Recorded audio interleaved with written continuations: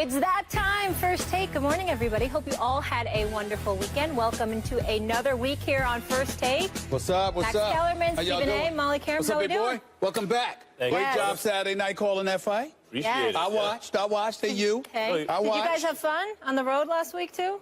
I did. Yeah, right until I got sick. It was great. Oh, gosh.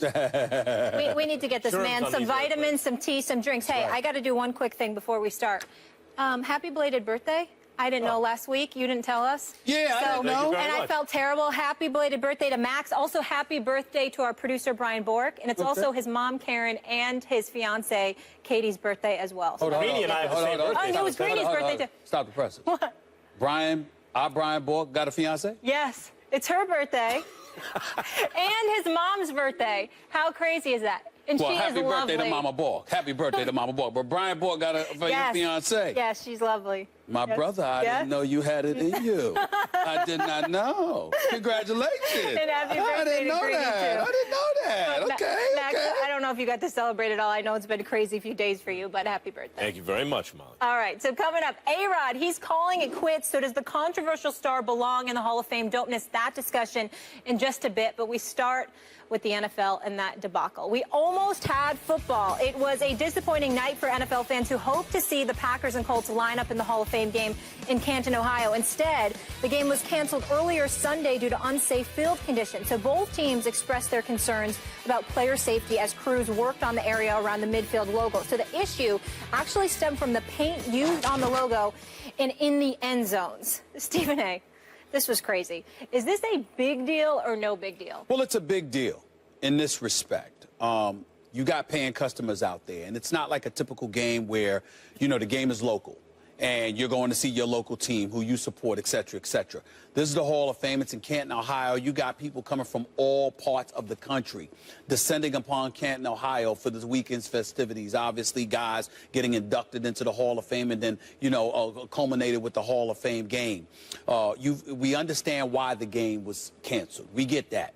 Player safety obviously is paramount, and when you see paint congealing on midfield, at the midfield and in the end zone, you understand why they made the decision that they made. But it's a big deal because how can this level of ineptitude sift through inside the NFL?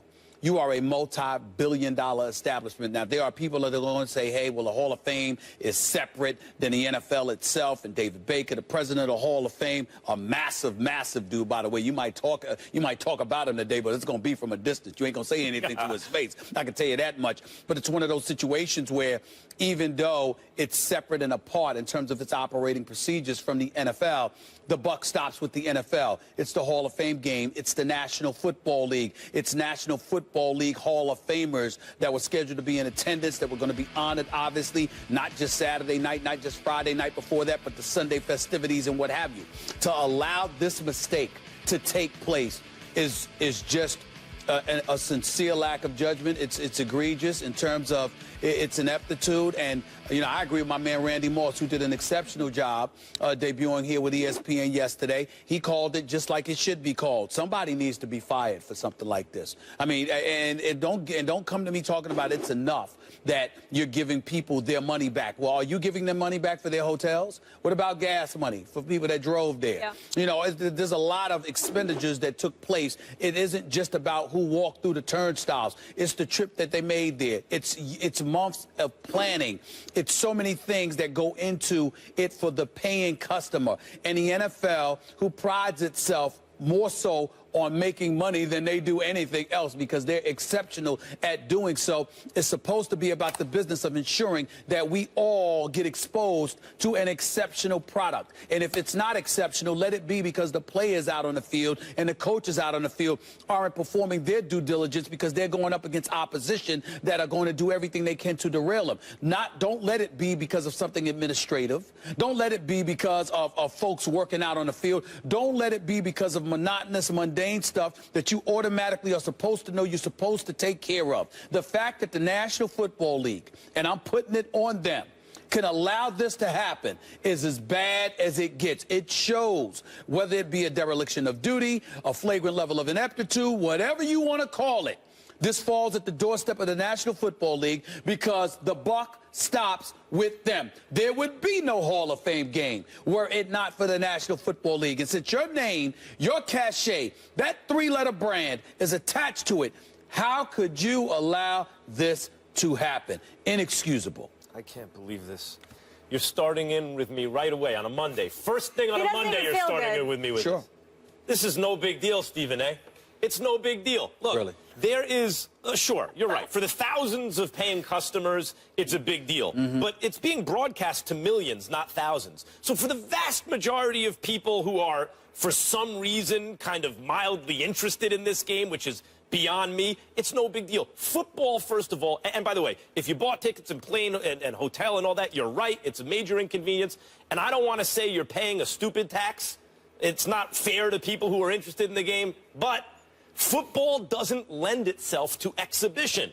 When was the last time you watched the Pro Bowl? I haven't watched the Pro Bowl in years. It's terrible because you can't play football at 1/3 speed without really tackling and all those things. It's not really football. That's the first thing.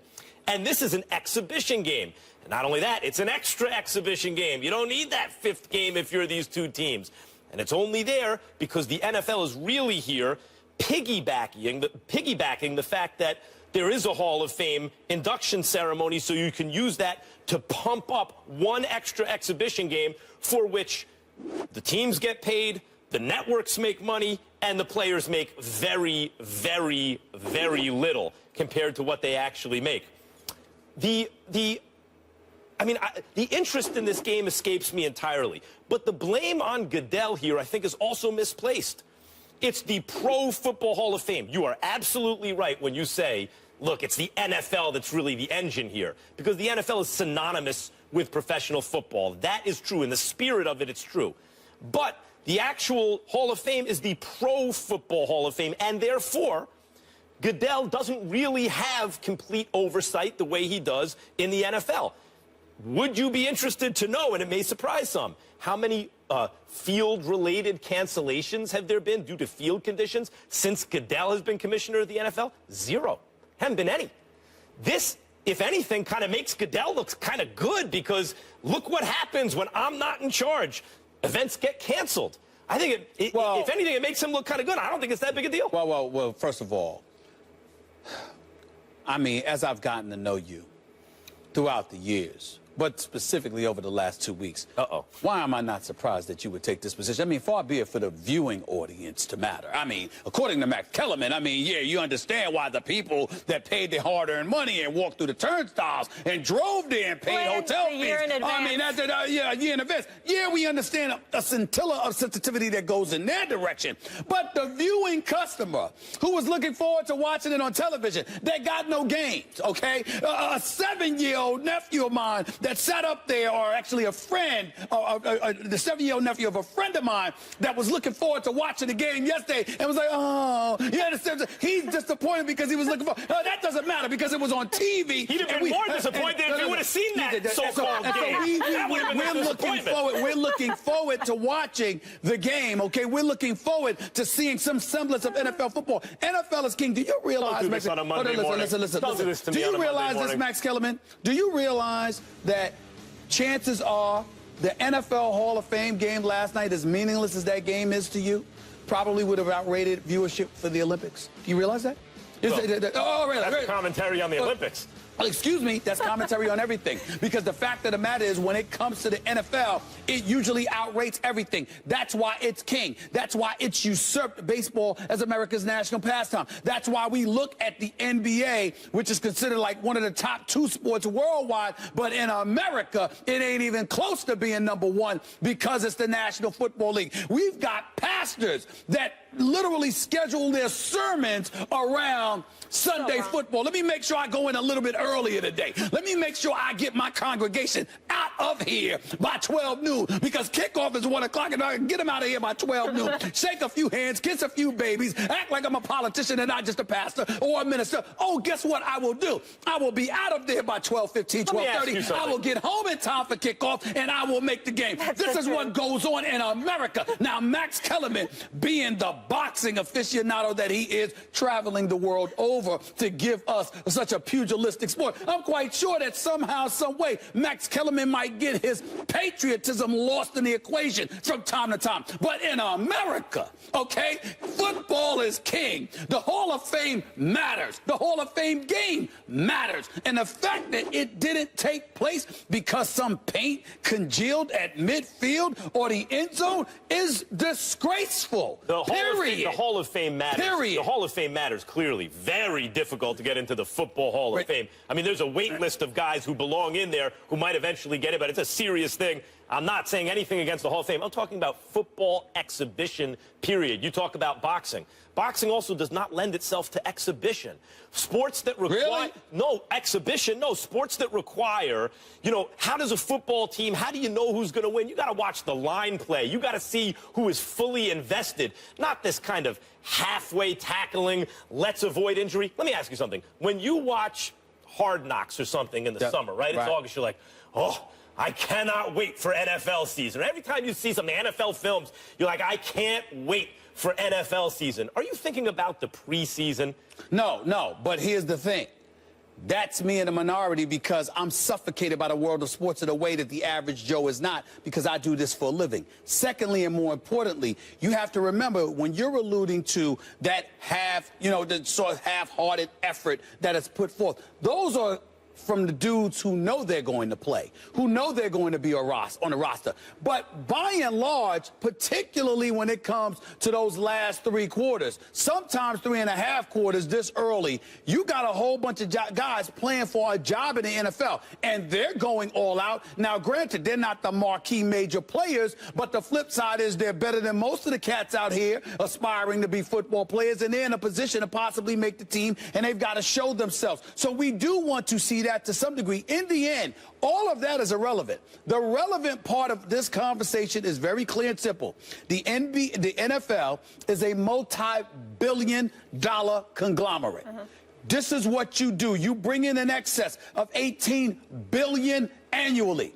But you got some of your star players, because Andrew Luck was going to play yesterday. You got some of your star players that's going to play on a damn high school football field, okay, where you got a rock concert the day before, and paint jobs need to be done at midfield and in the end zone, and it congeals, which means it's hardened, all right, which means it isn't safe conditions for the players, which forced the game to be canceled. How in God's name can you allow that to happen? It seems to me it's flagrantly insensitive to even put football players representing the NFL on such a field with such conditions. That's why they didn't. But you know what? Maybe you shouldn't have had the game there to begin with. But now I just want you on record about this, because you're forcing me to defend Goodell. I can't believe this, but here, I'm going to do it. The next time something happens and Goodell comes down with what you might describe as a draconian ruling, right? Some kind of overbearing ruling. What do you say then? In other words, is it too much power and the NFL is too controlling and the commissioner is too controlling? Or not? Because here they have their hands off the wheel a bit, because it is the Pro Football Hall of Fame. Something goes wrong, which has not yet. He's going to be scared to delegate. By the way, which has Since when? Since right now, Goodell wasn't running this show, or by the way, this would have been handled. By the way, today's his 10th anniversary as commissioner. Well, congratulations. Congrats. I mean, congratulations. I know there's a lot of hate out there for Goodell, it's not for me. I'm not one of those guys. I have been a frequent critic of his, but here you have to admit that if this is an NFL joint instead of a Pro Football Hall of Fame joint, I'll bet you the field is okay. I'm saying the NFL is usually invasive enough with anything remotely related to its product. They're so protective of their product and their brand that they don't leave it to the devices of anyone else. And here they did. All right. Well, then again, that's a problem. That's so what we're saying is never leave it to anyone else's device. Well, that's what I'm saying. And I'm saying by doing so, you're messed up, Roger Goodell, in this particular situation. I'm usually not this staunch critic of Roger Goodell. I happen to like the man personally. But in this particular equation, I think he dropped the ball, and it needs to be said, rather than being glossed over because you're labeling the Hall of Fame game a meaningless game. I think you're wrong. Okay. Well, I think I'm right. All right. I don't Well, you know go how ahead else and think that. Well, we didn't get to see the Hall of Fame game, All right. but we did get to hear the speeches Saturday night. Congrats to everyone in Shrine. I was a little emotional. There might have been some teary eyes, I'm not going to lie. No. A-Rod, also a little emotional, as he says his goodbye to his playing career, which will end on Friday. So the question is the Hall of Fame next on the horizon for him? Max and Stephen A. will weigh in on that I can't question. wait to talk about this one. Good. Oh, this is going to Me be too. good. Stay here, people.